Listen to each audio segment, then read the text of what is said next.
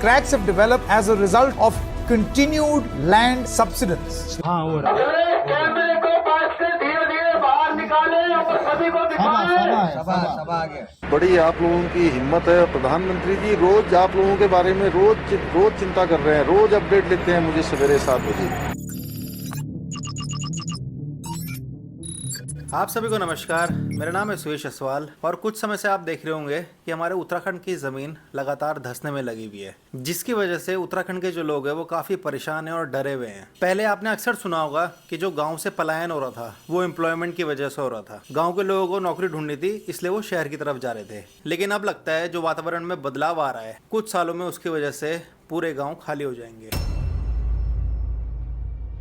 लगातार जो हमारे पहाड़ों में लैंडस्लाइड होती रहती हैं, जो इतने सालों से हम देखते आ रहे हैं, इसका आरोप हम हमेशा ह्यूमन डेवलपमेंट को देते आ रहे हैं। और 2021 की अगर एक रिपोर्ट को हम देखें तो उसमें साफ लिखा गया है कि उत्तराखंड का जो एवरेज टेम्परेचर है वो 2050 तक 2 डिग्री सेल्सियस तक बढ़ जाएगा। और ऐसे टेम्परेचर बढ़ने का मतलब है कि जो बर्फ़ है वो ज़्यादा तेज़ पिघलेगी, बारिश के पैटर्न में काफ़ी चेंजेस दिखने को मिलेंगे और साथ ही साथ क्रॉप सीजन में भी चेंजेस दिखने को मिलेंगे, जिसका सीधा असर किसानों पर पड़ेगा। तो जब से उत्तराखंड राज्य बना है तब से हमने काफ़ी ऐसे इंसिडेंट देख लिए हैं जो एक्ट ऑफ गॉड की वजह से हुए हैं, यानी कि नेचुरल डिजास्टर की वजह से हुए हैं। अब होते तो ये नेचुरल डिजास्टर हैं, लेकिन इंसान जो अपने फ़ायदे के लिए इतना डेवलपमेंट करने में लगा है, इसका सबसे बड़ा हाथ है इन नेचुरल डिजास्टर के पीछे। तो चलिए पिछले कुछ सालों में जो हमारे उत्तराखंड में सबसे बड़े नेचुरल डिजास्टर हुए हैं उनके बारे में जानने की कोशिश करते हैं। 16 जून ये दिन पूरा भारत कभी भी नहीं भूल सकता। 16 तारीख की शाम को केदारनाथ से करीबन 5 किलोमीटर ऊपर एक चोराबाड़ी ग्लेशियर पड़ता है। तो उस शाम केदारनाथ में बहुत ज़्यादा बारिश हो रही थी, जिसके कारण चोराबाड़ी ग्लेशियर में बादल फट जाता है, जिसके कारण वो ग्लेशियर टूट जाता है और लगातार बारिश के कारण वहाँ पे एक तालाब बन जाता है। और जब रात को बारिश रुकने का नाम नहीं लेती है तो वो जो एक नेचुरल डैम बन गया था वो टूट जाता है और सारा का सारा पानी केदारनाथ में आने लगता है। और फिर देखते ही देखते केदारनाथ में जितने भी होटल थे, जितने भी रहने की जगहें थी, वो सब टूट जाती हैं। और केदारनाथ से करीबन 7 किलोमीटर नीचे की तरफ रामबाड़ा बाजार पड़ता था, वो भी बाढ़ की चपेट में आ जाता है। और जैसे ही केदारनाथ में पूरे हिंदुस्तान से श्रद्धालु दर्शन करने के लिए आते हैं, तो इसीलिए कई श्रद्धालु उस बाढ़ की चपेट में आ गए थे। मंदाकिनी नदी का ऐसा रूप आज तक किसी ने भी नहीं देखा था। तो अगर टेक्निकल तरीके से देखा जाए तो ये एक नेचुरल डिजास्टर था। उसके कुछ सालों बाद 6 फरवरी 2021 को चमोली डिस्ट्रिक्ट में नंदा देवी ग्लेशियर पड़ता है, वो भी इसी तरीके से टूट गया था। और ये जो टूटे हुए ग्लेशियर का साइज था ये क्रिकेट ग्राउंड के जितना बड़ा था। और ये जब ग्लेशियर का टुकड़ा रौंथी रिवर पे गिरा तो उसने वहाँ पे एक नेचुरल लेक बना दी। और फिर हूबहू जैसे केदारनाथ में इंसिडेंट हुआ था वैसा ही इंसिडेंट चमोली डिस्ट्रिक्ट में भी हुआ। और जब लगातार बारिश होती रही तो वो जो नेचुरल डैम बना था वो टूट गया और उसकी चपेट में 2 हाइड्रो पावर प्लांट आए थे, वो भी पूरे के पूरे ध्वस्त हो गए और करीबन 200 लोग इस बाढ़ की चपेट में आ गए थे।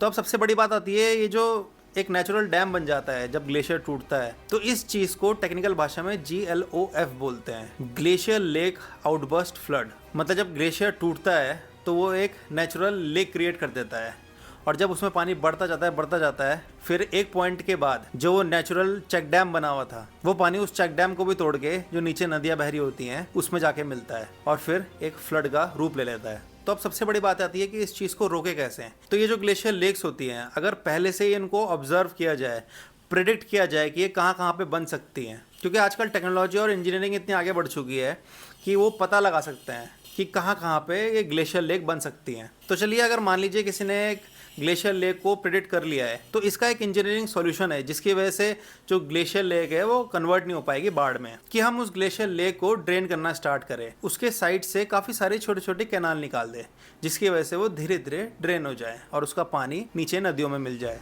तो इस इंसिडेंट को भी देखा जाए तो ये भी एक नेचुरल डिजास्टर ही कहा जाएगा। इसके बाद जो अगला इंसिडेंट होता है वो 2 जनवरी 2023 को होता है जोशीमठ में। जोशीमठ के करीबन 800 घरों में दरारें आने लग जाती हैं और इन दरारों का कारण था कि जोशीमठ धंस रहा था। और उन 800 घरों में से करीबन 200 घर ऐसे थे जो रेड जोन में थे और उन घरों में जो लोग रह रहे थे उनको दूसरे घरों में शिफ्ट कर दिया था या फिर जो सरकारी स्कूल है वहाँ पे शिफ्ट कर दिया था। और सेस्मिक मैप ऑफ इंडिया के अकॉर्डिंग जोशीमठ जोन 5 में आता है, यानी अर्थक्वेक का एक ये हाई रिस्क जोन होता है। लेकिन इस बार जो 800 घरों में दरारें आई थी, इसका सबसे बड़ा कारण Tapovan Vishnugarh hydro power project को करा जा रहा था। और ये प्रोजेक्ट 2006 में स्टार्ट हुआ था एनटीपीसी के द्वारा। और इसी प्रोजेक्ट के चलते एक टनल बनाई गई थी जो कि जोशीमठ के नीचे से निकाली गई थी, और बताया जा रहा था कि उसी टनल के कारण ही जोशीमठ धंस रहा था। Right now we are standing 1 kilometer away from Joshimath. It is 1:52 in the night and you can see stone crushing happening under the nose of Chamoli district administration. और उन 12 दिनों में जोशीमठ लगभग 5.4 सेंटीमीटर धंस गया था। लेकिन ये धंसना तो एक मैनमेड कारण बताया जा रहा था, लेकिन करीबन 50 साल पहले से ही जोशीमठ को वार्निंग मिल चुकी थी। मिश्रा कमेटी रिपोर्ट 1976 के अकॉर्डिंग अगर जोशीमठ में कोई भी ड्रिलिंग, ब्लास्टिंग या फिर कोई भी हैवी कंस्ट्रक्शन किया जाता है तो जो जोशीमठ की ज़मीन है वो पूरी तरीके से धंस जाएगी। तो एक तरीके से पहले से ही जोशीमठ के लोगों को और सरकार को पता था कि जोशीमठ एक बहुत ही नाजुक एरिया है। लेकिन तभी भी हाइड्रो पावर प्लांट तो चल ही रहा है, साथ ही साथ जो चारधाम यात्रा प्रोजेक्ट है उसमें भी कोई रोक टोक नहीं है। अगर आज की भी बात ली जाए तो आज भी चारधाम प्रोजेक्ट फुल फोर्स में चल रहा है, और जो ट्रेन है उसको जोशीमठ तक लाने की पूरी तैयारी की जा रही है। और अगर जोशीमठ की प्रेजेंट की बात की जाए तो जो लगभग 200 घर और होटल आ रहे थे उस रेड जोन में, उन सबको तोड़ दिया गया है। अब वहाँ पे मतलब एक खाली मैदान सा दिखता है, और जिन जिनके घर टूटे थे उन सबको उनके घर का मुआवजा मिल चुका है। तो अगर इस इंसिडेंट को देखा जाए तो यहाँ पे कह सकते हैं कि ये एक मैन मेड डिजास्टर है। इसके बाद अगला इंसिडेंट 12 नवंबर 2023 को होता है। इसमें करीबन 4.25 किलोमीटर की एक लंबी टनल बनाई जा रही होती है चारधाम यात्रा प्रोजेक्ट के अंदर। और ये जो टनल थी ये गंगोत्री धाम और यमुनोत्री धाम के बीच में करीबन 20 किलोमीटर का अंतर कम कर देती, जिसकी वजह से करीबन 45 मिनट्स हमारे बच जाते। और इस टनल के आखिरी चरण पे ऐसा इंसिडेंट हो गया जो कि किसी ने सोचा नहीं था। 41 वर्कर टनल में काम करते हुए टनल के अंदर फंस जाते हैं, और कई सारी नाकाम कोशिश करते हुए करीबन 17 दिन बाद उन 41 वर्कर्स को उस टनल से बाहर निकाला जाता है। और सबसे बड़ी बात होती है कि जो सारे के सारे जो वर्कर्स होते हैं वो सेफ होते हैं। तो इस इंसिडेंट की जो रिपोर्ट आई थी वो ये आई थी कि जो उस टनल के ऊपर अनडिटेक्टेड कैविटी थी, यानी कि पहाड़ में गैप्स बने हुए थे काफ़ी सारे। और फिर जब ऐसी कैविटी मिलती है पहाड़ों के बीच में तो लैंडस्लाइड का खतरा काफ़ी बढ़ जाता है, और वो हमें देखने को भी मिला है अभी टनल के इंसिडेंट में। तो चलिए, ये तो एक नेचुरल डिजास्टर का हम एक नाम दे सकते हैं। लेकिन कभी अगर एक टनल में एक ऐसा नेचुरल डिजास्टर हो जाता है तो हमेशा इतनी लंबी जो टनल होती है उसमें हमें एक एस्केप टनल देनी ज़रूरी होती है, कि अगर कभी भी कोई ऐसा वर्कर फंस जाए या फिर अगर वो टनल फंक्शनल होती और उसमें एक नॉर्मल इंसान फंस जाता तो हर समय एक एस्केप टनल होनी चाहिए जिससे वो बाहर निकल सके। लेकिन ऐसी कोई भी एस्केप टनल वहाँ पे नहीं बनाई गई थी। और अगर अभी करंट सिचुएशन देखी जाए तो लगभग टनल का काम अभी बस कंप्लीट होने ही वाला है कुछ महीनों में, और अभी भी जितना मैंने अपने सूत्रों से पता किया है वहाँ पे कोई भी एस्केप टनल नहीं बनाई गई है।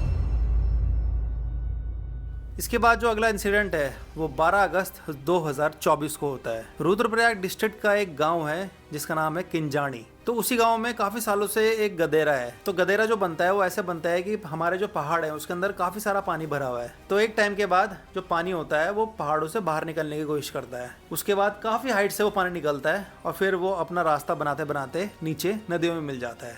और फिर जब वो रास्ता बनाता है अपना तो जाहिर सी बात है काफ़ी सारी सड़कें आएंगी, बीच में काफ़ी सारे गांव आएंगे। लेकिन जो किंजाड़ी गांव का गदेरा है वो उस गांव के जो खेत हैं उसको अपने साथ काटने में लगा हुआ है। और अगर आज की डेट देखी जाए तो गांव से करीबन 10 कदम दूर पहाड़ पूरा कट चुका है और किंजाड़ी गांव के लोग काफ़ी डरे हुए हैं। और फिलहाल जो अभी करंट सिचुएशन है तो जो डेंजर जोन में घर आ रहे थे उन सब को शिफ्ट कर दिया गया है दूसरे घरों में। मतलब अगर किसी के जान पहचान वाले हैं तो वहाँ शिफ्ट हो चुके हैं, या फिर अगर किसी ने गौशाला दूर बना रखी है तो वो लोग गौशाला में शिफ्ट हो चुके हैं। कोई सरकारी जो स्कूल है वहाँ शिफ्ट हो चुका है। साथ में जो रुद्रप्रयाग की सरकार है वो काफ़ी मदद कर रही है किंजाड़ी के लोगों की। तो ये किंजाड़ी गाँव की सारी अपडेट वहीं के एक यूट्यूबर हैं नमस्ते पहाड़, जिनका नाम आशुतोष नेगी है। तो ये सारी की सारी अपडेट उन्हीं से मिली है मुझे। तो चलिए, यहाँ पर जो है वो राहत सामग्री पहुँच गई और यहाँ से बटनी भी शुरू हो गई। सारे अधिकारी लोग यहीं हैं। तो हमने कभी सोचा नहीं था कि हमारे गांव में राहत सामग्री बांटी जाएगी और ऐसी मतलब नौबत आ जाएगी। तो सबसे पहले अनिल का नंबर आया, ओ आ जाओ चलो। तो चलिए, यहाँ पर राहत सामग्री जो है वो बटने लग गई। कंबल हैं, और खाने पीने का सामान है, आटा चावल। तो अगर इस इंसिडेंट को देखा जाए तो ये तो मुझे पूरी की पूरी एक नेचुरल डिजास्टर लगता है, क्योंकि इस गांव में तो कोई ऐसा हैवी कंस्ट्रक्शन किया भी नहीं गया था, ना ही यहाँ की जो रोड थी वो चौड़ी हुई थी कि हम लोग बोलें कि भाई रोड चौड़ी होने की वजह से यहाँ पे इतना लैंडस्लाइड हो रही है, जो खेत है वो टूट रहे हैं। तो ये तो साफ जाहिर होता है कि जो किंजाड़ी गाँव का पहाड़ है वो अंदर से अब कच्चा हो रहा है और इसलिए वो धीरे धीरे धंसने में लगा हुआ है। अब हो सकता है कि आप लोगों के घर में कोई क्रैक दिख रहा हो आपको, तो आपको लग रहा हो कि हो सकता है हमारी जो ज़मीन है वो भी धंस रही हो, लेकिन जब ज़मीन असली में धंसती है तो अंदर भी क्रैक आता है और घर के बाहर भी क्रैक आता है। ऐसा नहीं कि सिर्फ एक ही जगह पे क्रैक आ रहा है। और क्रैक्स 3 mm से बड़े होने चाहिए, और जब क्रैक बनता है तो ऊपर की तरफ थोड़ा चौड़ा होता है और उसी कंपैरेटिव में जो नीचे की तरफ बनता है क्रैक वो पतला होता है।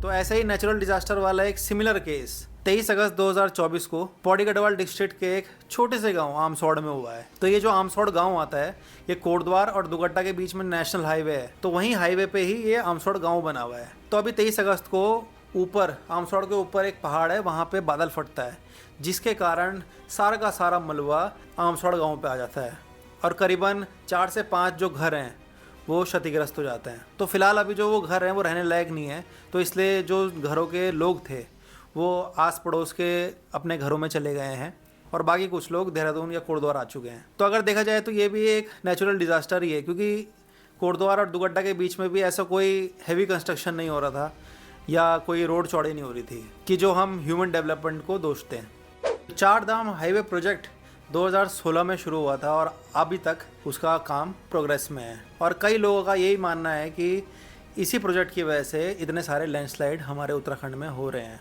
और इस चीज़ में आप लोगों की क्या राय है कमेंट सेक्शन में लिख के मुझे बताना ज़रूर। और बस मैं तो भगवान से यही प्रार्थना करूँगा कि ऐसा कोई भी आगे हादसा सुनने को ना मिले। तो बस इस वीडियो को हम यहीं पे ही समाप्त करेंगे। आशा करता हूँ आपको आज की ये वीडियो अच्छी लगी होगी। अगर अच्छी लगी तो कृपया करके लाइक ज़रूर करना और जितना हो सके इस वीडियो को शेयर करना। और अगर मेरा चैनल अभी तक आपने सब्सक्राइब नहीं किया है तो सब्सक्राइब ज़रूर कर लें। इसी के साथ मिलते हैं आपसे अगली वीडियो में, तब तक के लिए जय हिंद, जय भारत, जय उत्तराखंड।